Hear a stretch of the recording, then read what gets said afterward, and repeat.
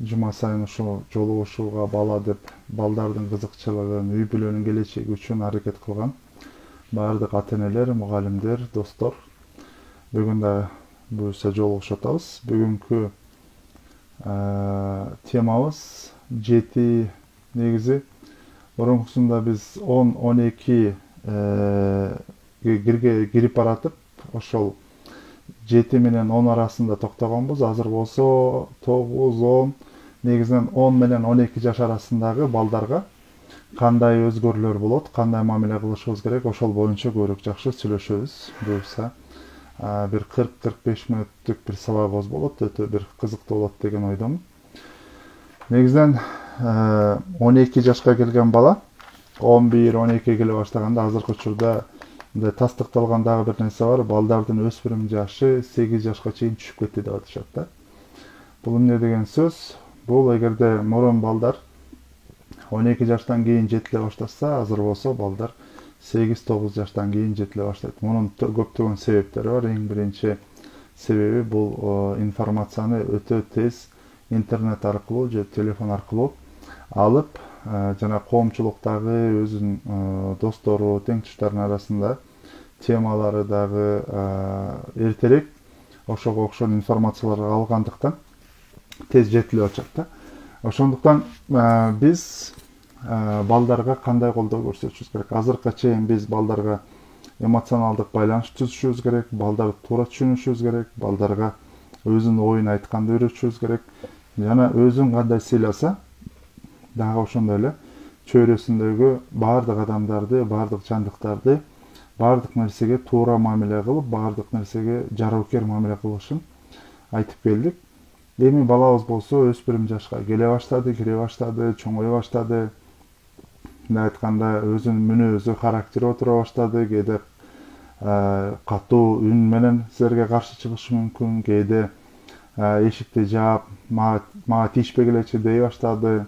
Гормондор көбөйө баштады, гормондор өсө баштады. Гормондор ошол учурларда изилдөөдө, мисалы бир адамдыкы бир өзүнүн нормасында чыга турган болсо, мындай организм өзүнүн нормасында гормон вырабатывать эткен болсо, мындай чыгарган болсо, өспүрүм жаштагылардыкы 200 эсе, 150, 200, 300 эсе көбүрөөк чыгат. Ошондуктан алар өзүн ошол учурларда өзүн да тааный алышпайт, өзүнүн кыймыл аракетине, өзүн эмнеге мен мынтип ойлоп атам, эмнеге мындай болуп атат деп өздөрүн түшүнө албай келишет.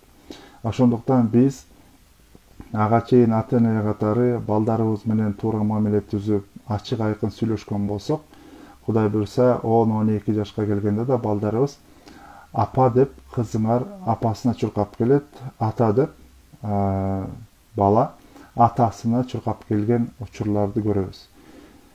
Ошондуктан бүгүнкү эки сценарийден карайбыз. Эгерде жакшы мамиле түзгөн болсок кандай болот, эгерде жакшы мамиле түзө албай калган болсок кандай болуп калат? Анан биз кандай ошону оңдошубуз керек, кандай кыймылдашыбыз керек? 10, 11, 12 жашта бала өзгөчө ага чейин баардык колдоону ата эне тарабынан көрүп, андан кийин мугалимдер болгон болсо, 12ден кийин анын ой жана баскан турганы, анын көз карашына 80% бул интернет, телевидение жана теңтуштары көбүрөөк таасир бере баштайт. Ошондуктан алар уккан музыканы уккусу келе баштайт, алар кийингендей кийингиси келе баштайт, алар кандай боюнса ошондой боюнгусу келе баштайт. Эгерде биз эми канчалык азыр мени көрүп аткандардыкы ар кандай үй бүлөлөр болгондуктан биз мурунку сабакта кичине учкай айтып кеттим эле, эгерде диний багытта балдарыбызды ошол учурларда чогуу балабыз менен китеп окуп, кызыбызды, балабызды диний таалим тарбия бере башташыбыз керек. Эгерде биз ошол туура берип аткан учурубузда деле балдар мисалы кыздар өзгөчө ушул учурларда тырмактарын боегусу келип, чачтарын боегусу келет, беттерин боегусу келет. Эмне кылышыбыз керек? Баарыбыз мусулманбыз, ооба, бирок чөйрө деген чөйрө да. Эгерде силер азыр болбойт деп туруп эле баардык нерсенин баарына бир тыюу сала берсеңер, сөз түрдө ал кылгысы келет, ал кызыбыз. Ошондуктан ушул боюнча бир жакшы бир педагог бир адамдан чогуу отуруп сүйлөшүп атканда негизинен кээ бир сезимдерди ошол кызыгуу сезимин, мисалы тырмак боегусу келип атабы, боесун. Ошол 11-12 жаштарында эгерде биз балдардын, кыздарыбыздын тырмактарын боегонго уруксат берсек, боейт, андан кийин туура жолун көрсөтүп турчу, кызым, мындай болот, гүсүл, даарат деген ибадаттар боюнча түшүнүү бергенден кийин ага чейин ал боегондуктан ошол сезими, ошол мындай айтканда каалоо тилеги басаңдап, анан ошону өзү башкара алганды үйрөнөт. Эгерде биз тыюу салсак кандай болот? Эгерде мисалы көп жерлерде тигини караба, муну кылба, баспа, турба, боебо, чачыңды мынтпе, тигинтпе деп эле баардык нерсени заматта эле бул да болбойт, тиги да болбойт дей берсек, ичинде ошол кичинекей бир каалоосу аткарылбагандыктан каалоосу катуу калат дагы, кийин сөзсүз түрдө бир кылгысы келет, балким 17-20, балким силерден бөлүнүп студент болуп кеткенде ошону сөзсүз түрдө кылгысы келет. Ошол эле такма кирпиктен баштап боегонго чейин баардык нерсени кылат. Ошондуктан биз 10, 11, 12 жашка келген кыздарыбыздын жыныстык таалим тарбиясына өтө көңүл бурушубуз керек. Бул эмне? Бизде жыныстык тарбия боюнча көп, мындай айтканда көп эмес, бул эң мындай айтылбаган караңгы бир тема да. Мындай айтканда эч бир жерде айтылбайт. Мектепте да айтылбайт, үй бүлөдө да сүйлөшүлбөйт бул темада. Биз эмне кыла алабыз? Негизинен бир апа өзүнүн кызы менен, балким сиздер менен деле эч ким сүйлөшкөн эмес убагындачы. Балким сиз деле өзүңүздүн эжеңизден же болбосо досторуңуздардан үйрөнүп, андан кийин бул мындай турбай деп үйрөндүңөр да, же болбосо азыркы учурда атайын жакшы китептер бар. Атайын жакшы программалар бар. Эгер кыздарыңарды ошол жашы келе баштагандан кийин акырындан үйрөтсөңөр дагы жакшы болот. Видео аркылуу эгерде айта албайм деп атсаңар, эгерде атайын жанагындай китептерди алып, жакшылап текшерип карап, анан чогуу окуп, мына көрдүң, мындай болот, өзгөрүү мындай болот.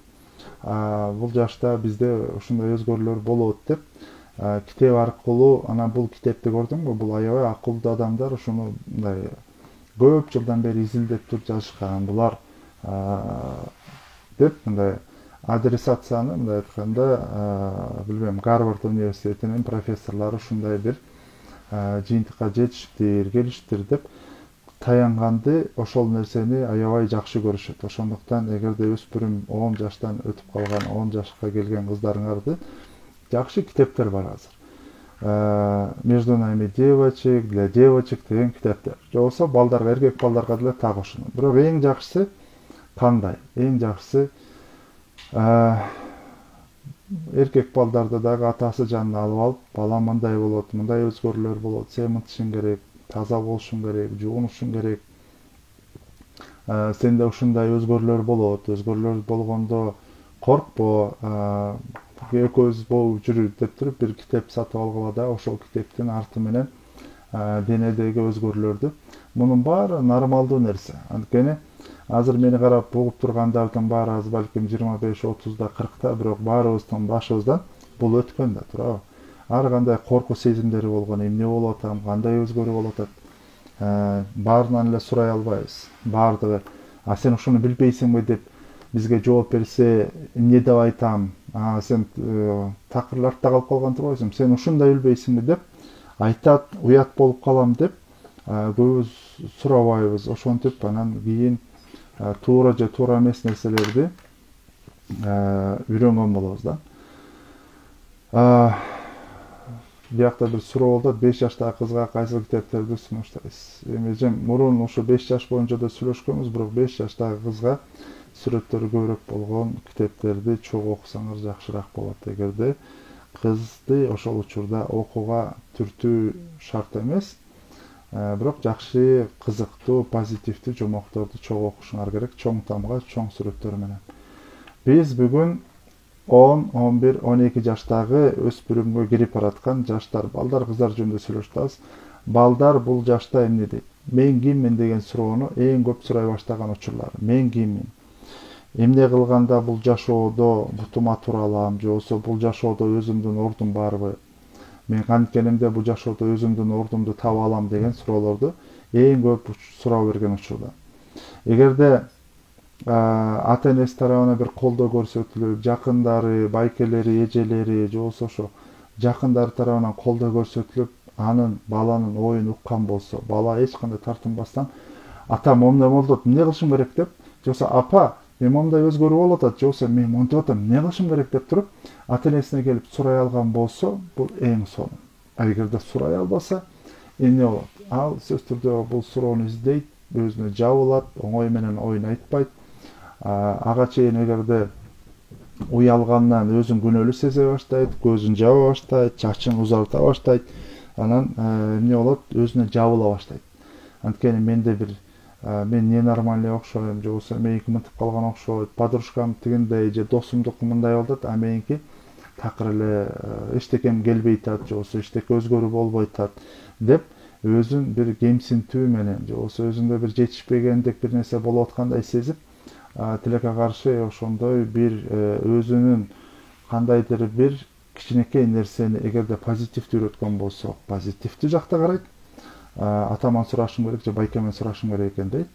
А эгерде негатив болсо, мен ушундай турбаймынбы, мен жаман экенмин деген, же болбосо өзүнө негативдүү, же болбосо ар кандай терс реакцияга кирип калышы мүмкүн.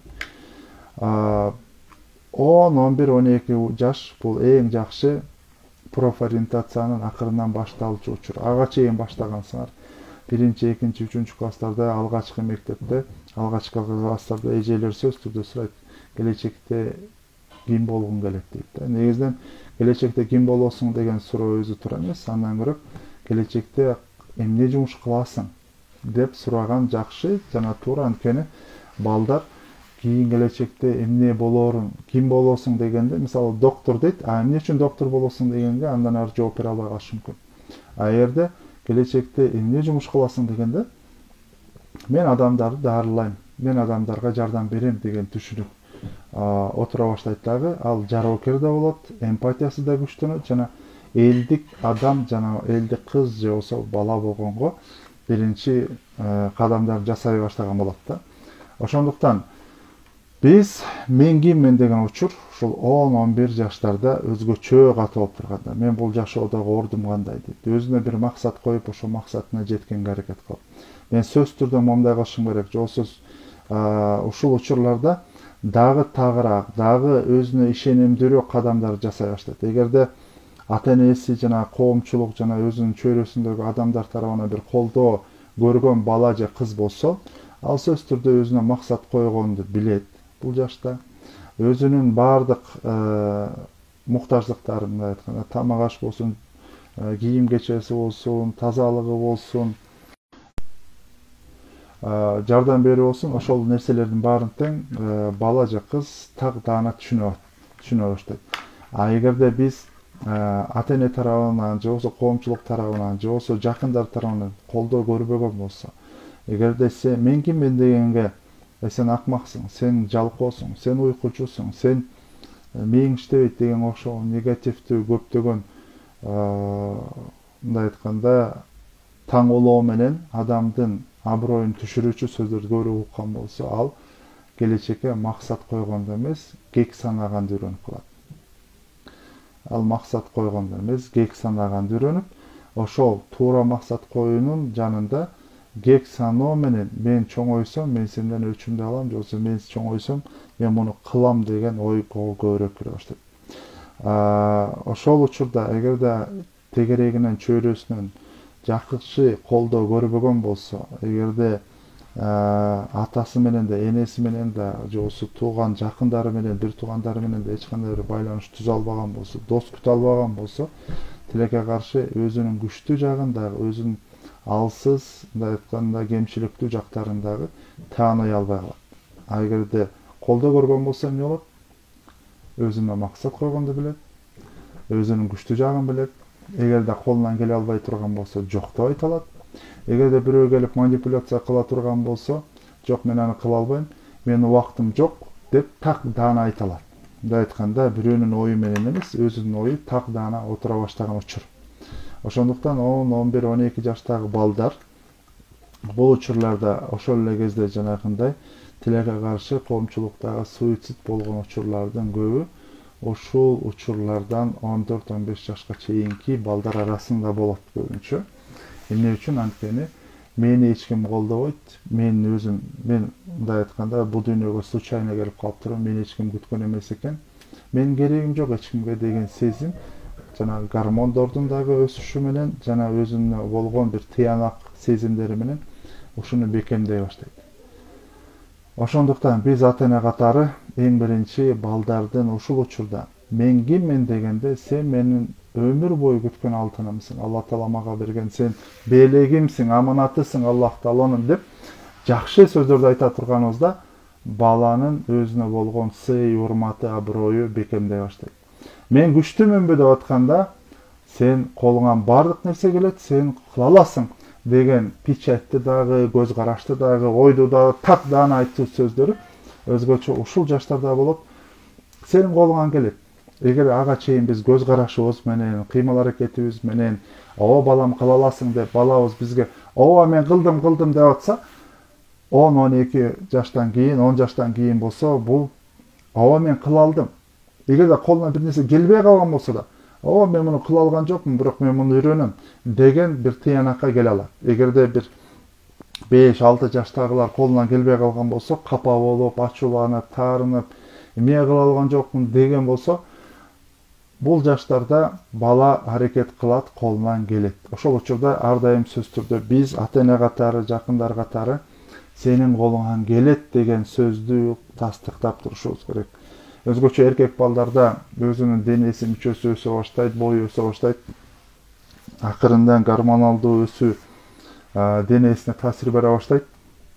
Кыздарда болсо, кыздар биринчи өсө баштайт, кыздардыкы булчуңдары дагы, дене түзүлүшү дагы өзгөрө баштаганда, өзгөчө мен сулуумунбу деген суроо көбүрөөк кыздарда болот. Ошол учурда менин мурдум мындай экен, менин кашым мындай экен, менин көзүм, мен ушу сел тартпай андан көрө тигини тартсам болмок экен. Мен ким тартып калгам? Неге мен мындаймын деген суроолорду көп берип атканда, алтыным кызым, сен сулуусуң деген сөздүчү атасы менен энесинен биринчи угуш керек. Андан кийин болсо, сен мага көңүл буруп койчу деп, кээ бир учурларда, ушул учурларда эгерде кичинекей чагында атасы менен же энеси менен кандайдыр бир жакындоо сезими болбой калган болсо, балким кыздар же балдар ошол учурларда апасына, атасынын жанына барып, кучактап, алар менен чогуу жаткысы келген учурларда болот. Анткени жанагы перепад настроения болот, перепад гормональный перепаддар болуп турат. Бирде көп, бирде аз болуп турат. Ошондуктан биз ошол учурларда көптөгөн колдоолорду көрсөтүп, бүт туура багыт көрсөтүп турушубуз керек да.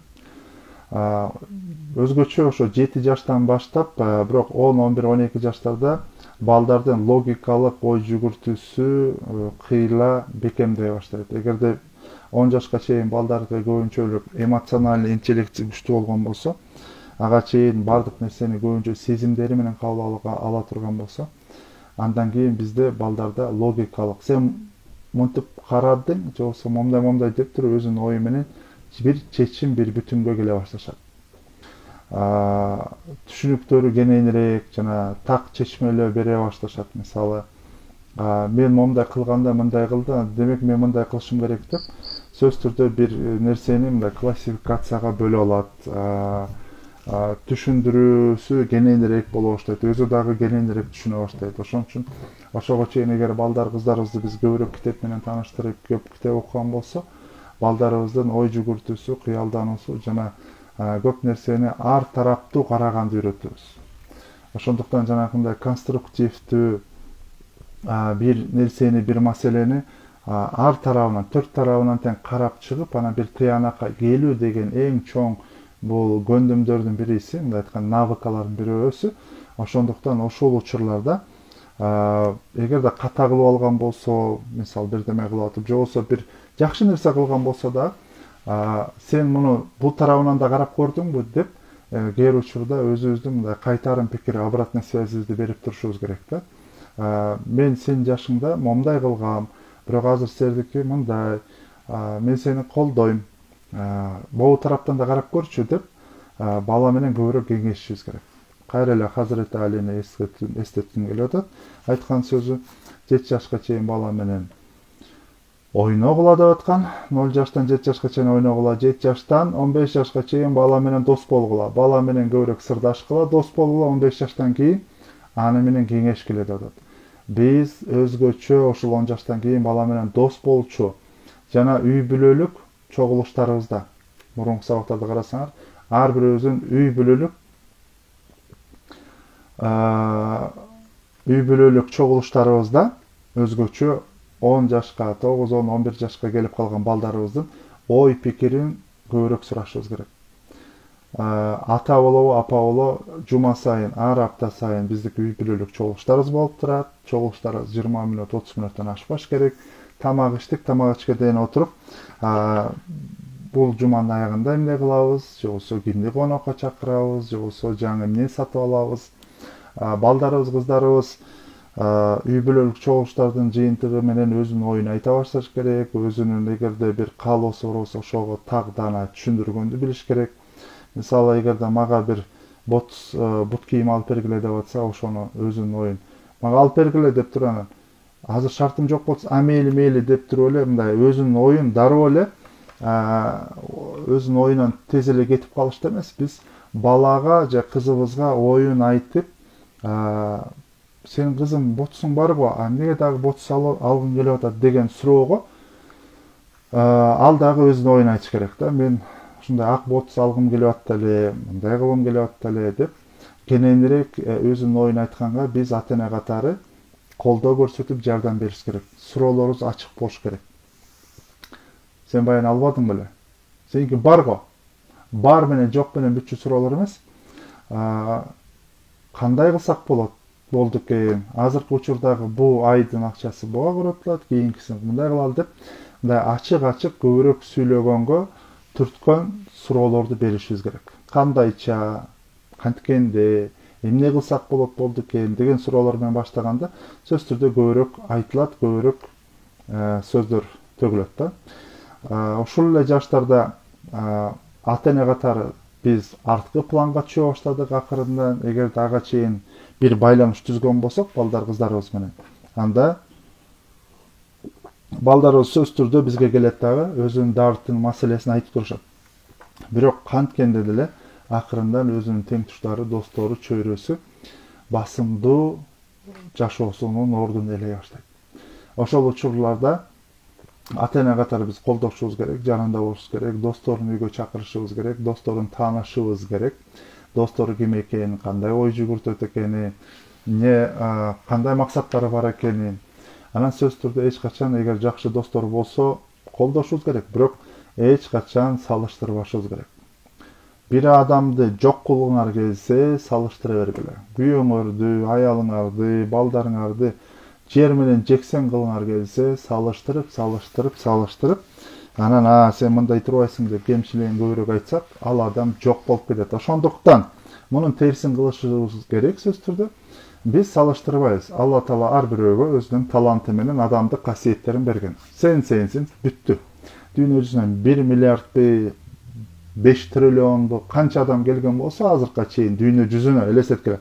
Адам алейхисаламдан баштап келгендин баарынын арасында эч качан сиздей адам болгон эмес да. Алла Таала сизди гана ошондой жараткан.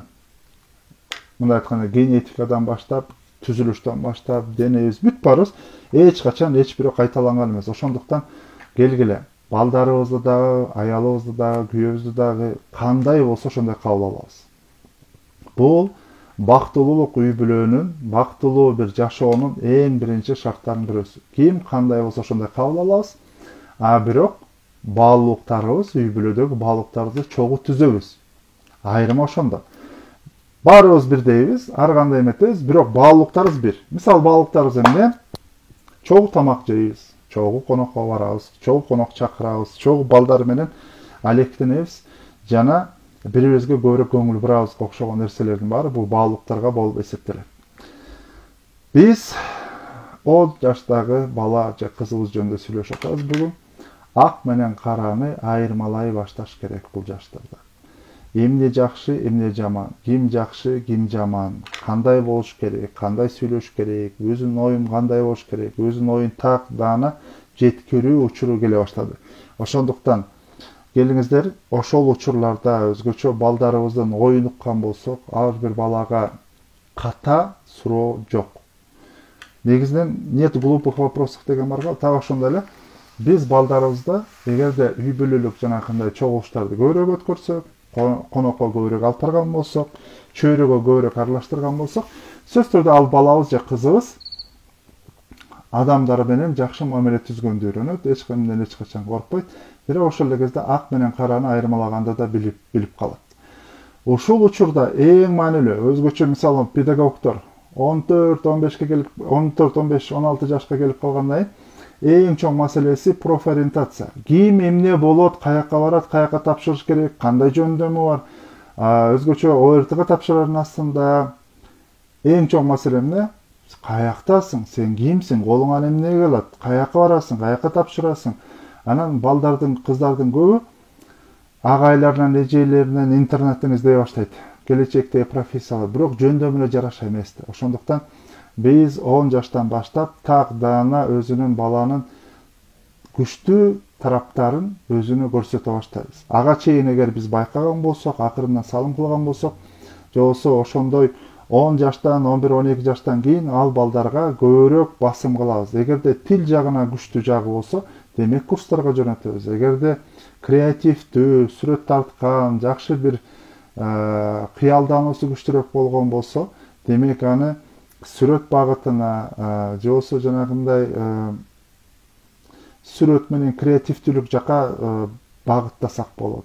Эгерде биз балабыздын мисалы бир ишти так акырына чейин жеткирип, көңүл буруп, бардык нерсени акырына чейин жеткирип, анан таза болуп атканын көрсөк, андан тышкары балким микроскоп алып берип, ал балабызга же кызыбызга дүйнө жүзүндөгү биологияны сүйдүрсөк болот, химияны сүйдүрсөк болот. Азыр көптөгөн физика боюнча ар кандай YouTube ачсаңыздар, жумасына 1 саат эле көңүл бурсаңыздар, физиканы башкача үйрөткөн көптөгөн программалар бар. Аябай кызыктуу программалар бар да. Эгерде мисалы ошол физиканы ошол тараптан сүйдүрсөңүздөр, балким ким билет, эртең күnkү күчтүү мен деген инженерлер, мен деген докторлорго болушуна биринчи үрөөндү салган болосуңар. Ага чейин ошонсу бышып жетилип келген, бирок 10 жаштан кийин балдар профориентациялык көз карашы, ою, мен мындай болом, демек бул багытка акырын басым кылышым керек экен. Ата-энем тарабынан мага ушундай колдоо болсо, же болбосо ата-эне тарабынан колдоо болсо, балким 11-12ге чыгып калганда, мисалы балаңыз, мисалы стоматолог болгусу келип атат дейли. Стоматолог болом, мен келечекте тиш доктуру болом деп атса, ошондой стоматологияга алып барып, өзүңөрдүн таанышы болсо, ар дайым барган стоматологуңар бар болсо, барып тааныштырып, сүйлөштүртүп, суроолору болсо суроолорун берип, бир 10-15 мүнөттүк ошо стоматологдор менен, жакшы, мыкты стоматологдор менен тааныштырсаңыздар, балаңызды же кызыңыздарда бир мындай айтканда, кичинекей үрөөндүн дагы бир мындай 2-3 жалбырагы чыгат. Анан ошонтип, Кудай буйрса, мөмө берген дарак болооруна аз калган болот. Эгерде биз эчтеке кылбай койсок эмне болот? Эгерде дагы эле сен уйкучусуң, сен жалкоосуң, сен эчтеке кылбайсың, сен колуңан келбейт, тиги бул дей башсаң эмне болот? Тикенек да өспөй калышы мүмкүн. Тикенек болуп, адамдарга зыян берчү, кызгануу сезими күчтүү, көрө албастык сезими өрчүгөн бир коомчулукка зыян алып келчү адамды муну кам менен келбейт. Муну тилекке каршы коомчулук биз өзүбүз ошондой кылып тарбиялайбыз.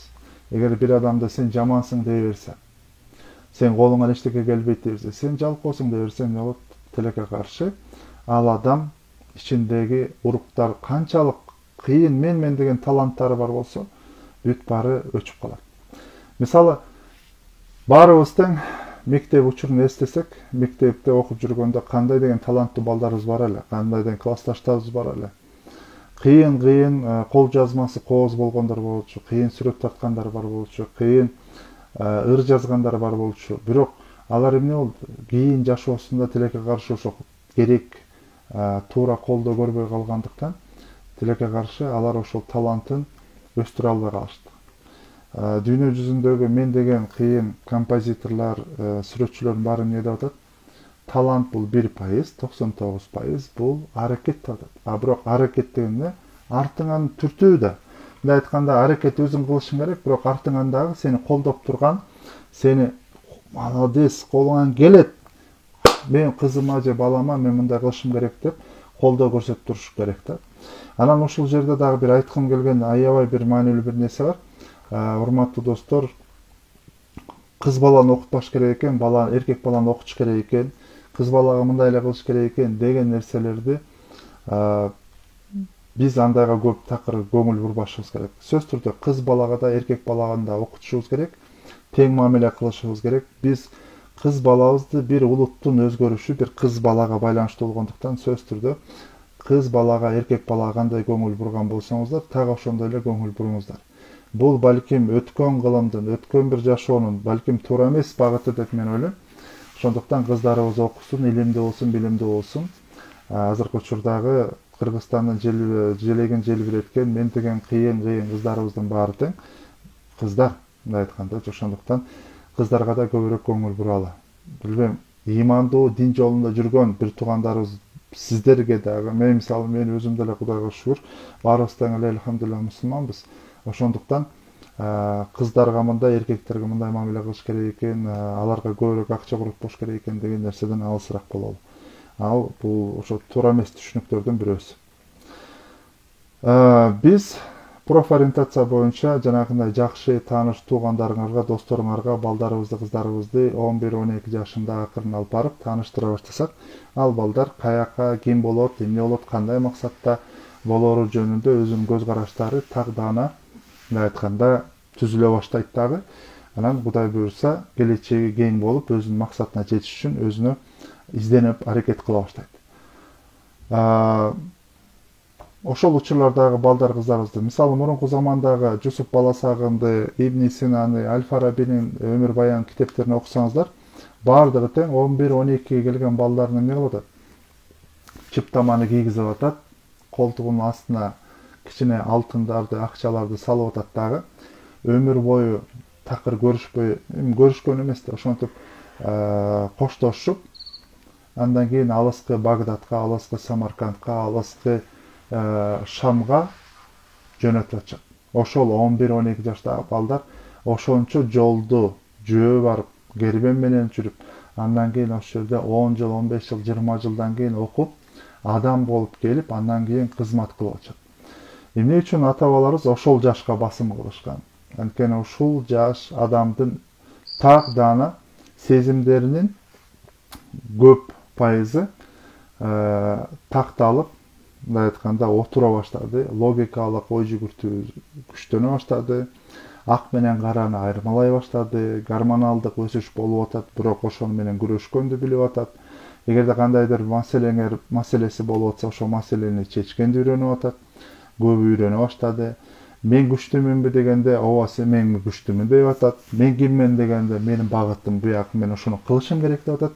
Мен сулуумунбу деп сураганда, жылмайуу көз караш менен, ооба сен сулуусуң деп атат.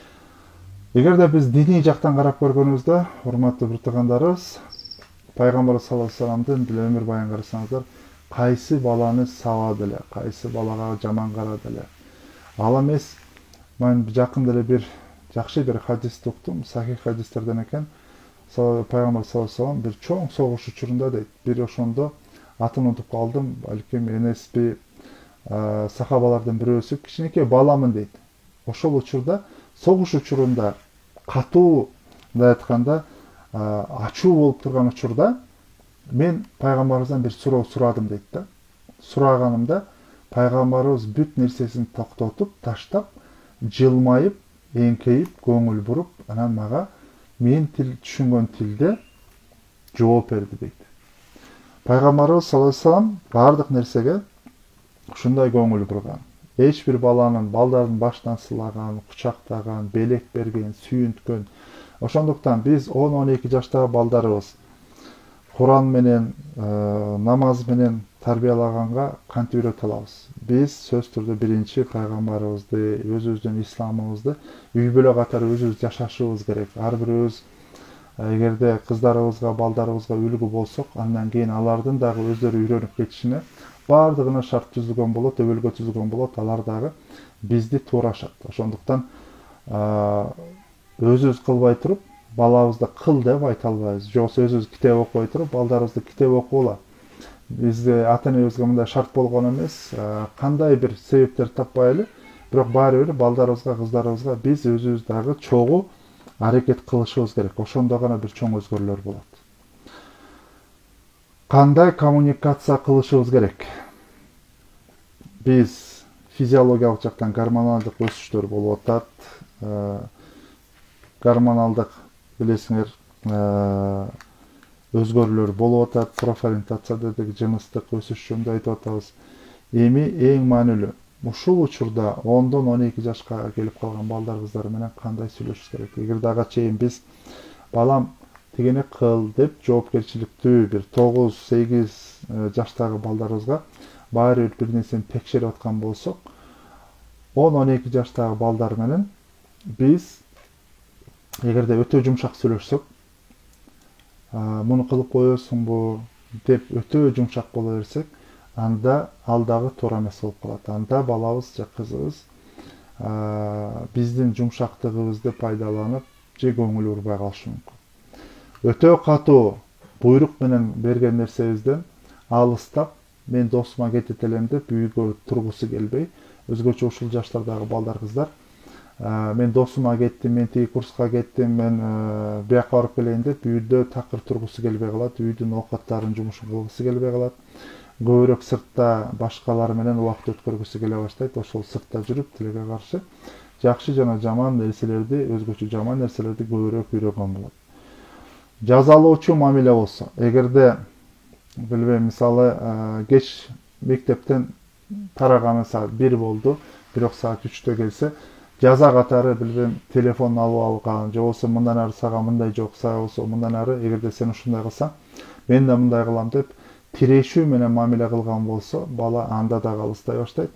Анда дагы үйдөн качкысы келе баштайт. Сен мени жакшы көрбөйсүң, демек мен керегим жок деген сезимге кире баштайт. Эгерде биз шантаж кыла баштасак, шантаждык мамиле деп коет. Мен сага акча, мисалы, сабагын окуп айтат, сабаңды окубайсың, сабаңды окубайсың, сабаңды окубайсың деп 3 жолу апасы айтты, такыр сабагын окубай эле, дагы эле телефонду же болбосо ноутбукту ачып коюп отурат. Мен сабак окуп атам деп коюп, балким оюн ойноп атат. Ошондой учурларда кээ бирөө катуу айтат, кээ бирөө жалынып айтат. Эми балам сабак окубойчу, атаң укпасын, анан атаң укуп калса эмне болот?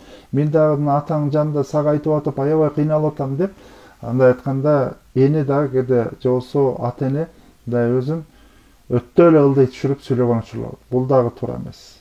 Же болбосо жанагындай шантаж мамиле дегенде, азыр атаң келсе атаңа айтам. Ана коноктор келгенде, коноктор тигинин кызын көрдүң, тигинин кызы мындай экен, тигинин баласы көрдүңбү, мындай экен. Мен азыр келгенде сенин тең туштарыңдын жанына айтайынбы азыр?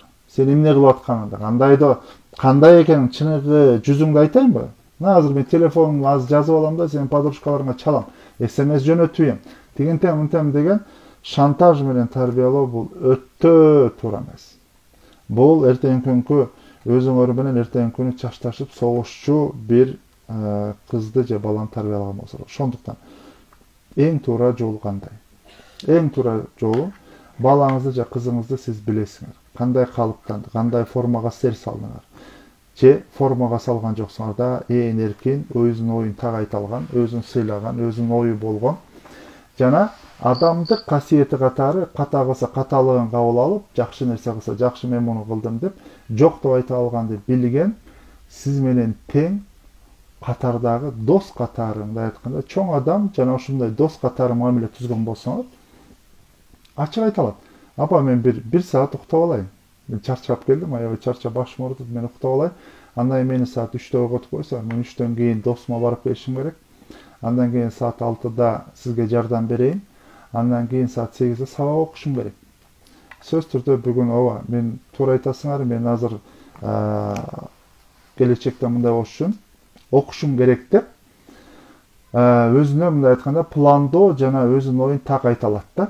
Ошондуктан биз өзгөчө ага чейин так бала менен бала эмес, бала менен чоң кишидей мамиле түзүп, тең туш дос катары жакшы мамиле түзгөн. Тең туш дегенде, о бро кандай салам, о кандай тиги БТС анан тигил бул эмес.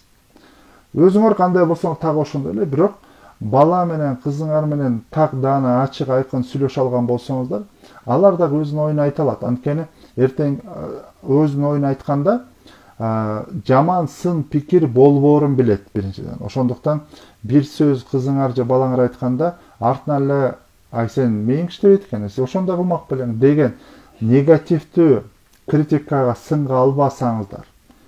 Балам, мен сенин ордуңда мындайга моуну да карап көрчү.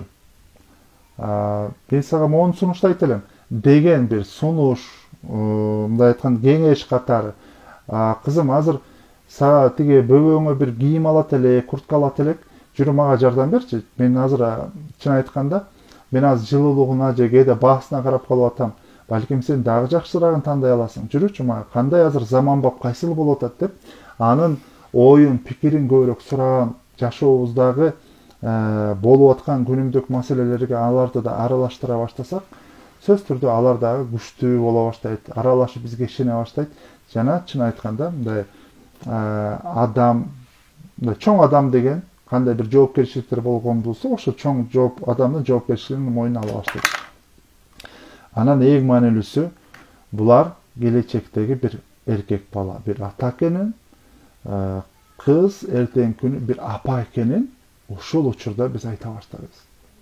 Эгерде биз ага чейин 10 жашка чейин кызым, сен кичинекейсиң, сен балам, сен кичинекейсиң, сен азыр үйрөнүп атасың, сен чоңоюп атасың, эгерде мага жардам керек болсо мени чакыр деген бир мамиле менен түзгөн болсок, жанакынтип бала менен, балдарыбыз менен, кыздарыбыз менен жанакындай жыныстык таалим тарбия мамиле сүйлөшүү учурларында биз эмне кылабыз?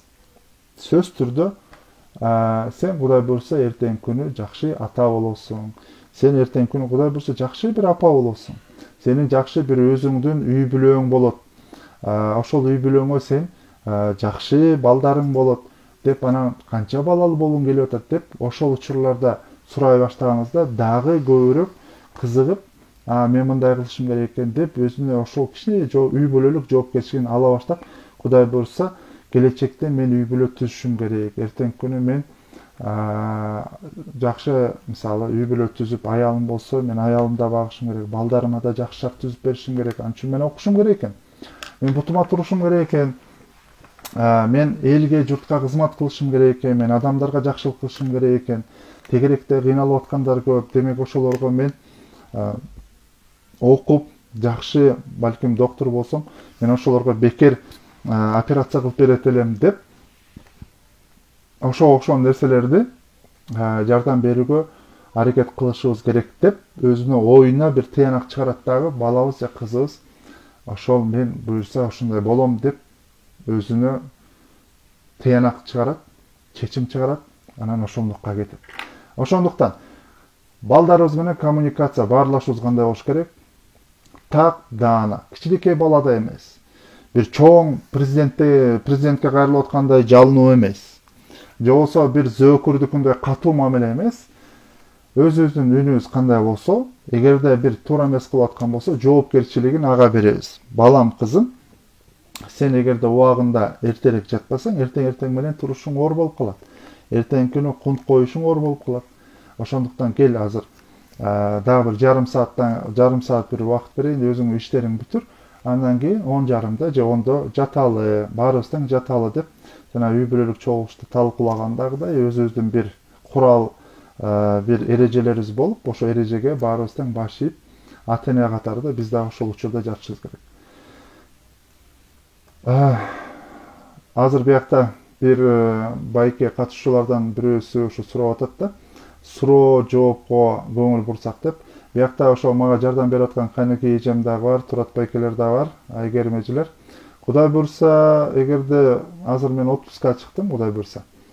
Эгерде макул десеңиздер, жуманын белгилүү бир күнүн белгилейле да ошол күндөрү суроо жооп кылсак болот. Же болбосо личкага суроолоруңарды жазып жөнөтсөңүздөр, консультацияда эле сурооңузга жооп берип атам. Бирок эгерде мындай баары тең билсе болот десеңиздер, бияктан деле сүйлөшүп талкуулай берсек болот. Мен 8 жаштагы кызым турмушка такыр чыкпайм деп айтып атат. 18 жакканда 8 жаштагы кыз күйөөгө тийип-тийбеген дагы али эрте. Эгерде 14-15 жаштагы кызыңар үйлөнбөйм же болбосо эртең күйөөгө тийбейм деп атса, анда башка. Бирок эгерде 8 жаштагы кыз мен күйөөгө тийбейм деп атса, демек кандайдыр бир үй бүлө боюнча бир терс түшүнүк же болбосо бир коркуу сезими пайда болгон да. Же болбосо кийин өзүн балким мектептегилер өзүнүн ошол тең туштары, достору башка бир ойду айтса керек. Мисалы азыркы учурда тилекке каршы ошондой бир жана child free деген бир агым бар. Бишкекте дагы бар. Ошондой WhatsApp группалар бар экен. Өзгөчө 18 жаштан өйдөклөргө. Мен балалуу болбой эле өзүм үчүн жашайм дегендердин бир группасы да, андайлар да бар. 8 жаштагы кызга үй бүлө эмне үчүн жакшы экенин сөз менен эмес, көбүрөөк көрсөтүш керек. Көбүрөөк чогуу үй бүлөбүз менен биз бияка баралы, мынтели, тигинтели деп. Сөз түрдүү жана үй бүлөлүк чогулуштарды, үй бүлөлүк мындай айтканда чогуу кеңешип чечүү убакыттарга эгерде так койсоңор, ошол сөз түрдүү атасы, апасы, бардык үй бүлө мүчөлөрү өзгөчө 8-7 жаштан өйдөклөр менен өзүнүн оюн айткан болсо, кызык боло баштайт. Анан модель подражания бул атасы менен энеси да. Эгерде атасы менен энеси жакшы үй бүлө экенин кыз да, бала дагы сезген болсо, эч кандай андай жаман ойго барбаш керек. Ошондуктан зордук зомбулук менен эмес, кыйкырып өкүрүү менен эмес, урушуу менен эмес, жанакынтип сынга айтып, критикага алуу менен эмес. Мындай айтканда адамгерчиликтүү, жакшы, ыймандуу бир мусулман, бир баарыбыз тең мусулманбыз деп атабыз. Пайгамбарыбызды албачы. Эгерде макул пайгамбар саллаллаху алейхи вассаламды албасаңар, Манас атаны албачы. Канеке апабыз кандай эле? Манас кандай эле? Балдары кандай чыкты? Эгерде ошо Манасты салаган болсо, Манас болот беле? Канеке апабыз болот беле айткачы? Алымбек Датканы же болбосо башка баатырларыбызды кичинекей чагынан баштап эгер сабап алган, кордолгон болсо, алар башын көтөрө алат беле? Алардан деле мындай чоң бойлуу, күчтүү канча деген адамдар чыкса керек. Бирок алардын жүрөгүндө ошол от болгон жок да. Элдин оюн, элдик болоюн деген ой болгон жок да. Бүгүнкү сабактын акырында мен азыр эсиме түшүп кетти да. Шабдан Баатыр жөнүндө бир кичинекей бир окуяны айткым келет да. Ошо Жантай хан билесиңер, атасы аксакалдар менен отурган учурда бир дөңсөдө ошо жайбы жаздын учурунда аксакалдар менен отуруп кымыз ичип отурган экен да. Ошентип кымыз ичип отурганда 10 жаштарда дейт. 10 жаштардагы келечектеги баатыр дейли, чуркап келет. Шабдан Баатыр ошондо 10 жаштарда чуркап келет да, ата дейт. Мага бир кой берчи дейт. Кой берчи дегенде аксакалдар, сакалдуулардын жанында отуруп, анан макул балам болсун, эмне болуп кетти деп сураганда, баланча досумдун апасы ооруп калыптыр, мен ошого кой союп берейин деп атам дейт. Анан ала кой дейт дагы. Анан Шабдан Баатыр ошо кеткен экен да. Кеткенден кийин ошол аксакалдардын баары сакалдарын сылап, анан ушул баламан бирдеме чыгат деп, ошо Жантай хан ошентип баам берген экен да, батасын да берген экен. Чындыгында тарыхта карап көрсөңөр, Шабдан Баатыр жөнүндө өтө элди көп ойлогон, илимге көп кызыккан, жана ошол эле кезде берешен, эң берешендерден дейт да. Мындай китептерин окусаңыздар, Шабдан Баатыр жөнүндө окуп, негизинен Балдарыбызды тарбиялап атканда азыр көптөгөн сонун китептер чыкты. Мисалы Жусуп Баласагындын китеби бар, Кутту билим деген бар, Шабдан Батыр жөнүндө китептери бар. Кыргызча жомоктор бар. Ошолордун баарын чогултсаңыздар, ошолорду балдарга бир мисал катары айтып берсеңиздер, кыйын мисалы Курманжан Датка апабыз бар, Алымбек Датка бар, кыйындар бар. Ошолордун баарын жомок сыгылмал кайра айтып берсеңиздер, балдарга өтө сиңимдүү болот. Балдар ошого кызыгышат. Ошондуктан келиңиздер, алыстабайлы өзүбүздүн биринчи мусулман экенибизди, анан кыргыз экенибизди, анан элдик экенибизди, кыргыз дегенде мен мындай кыргыздарга гана деген маанидо эмес, өзүбүздүн каада салтыбыздан алыстабайлы деген максатта айтып атам. Ошол эле кезде биз көптөгөн көп улуттуу бир өлкөдө жашайбыз. Көптөгөн досторубуз бар ар кайсы калктан. Ошон үчүн баарыбыз бири-бирибизди сыйлашалы, баарыбыз бири-бирибизди урматташалы. Жаш кызым 4 жашта, көбүнчө ээн коем деп даже жыгылса да ойсоң сен жыгала алдың деп айтсам сүйүнүп калат. Көп учурда эркин койгон туура дейт.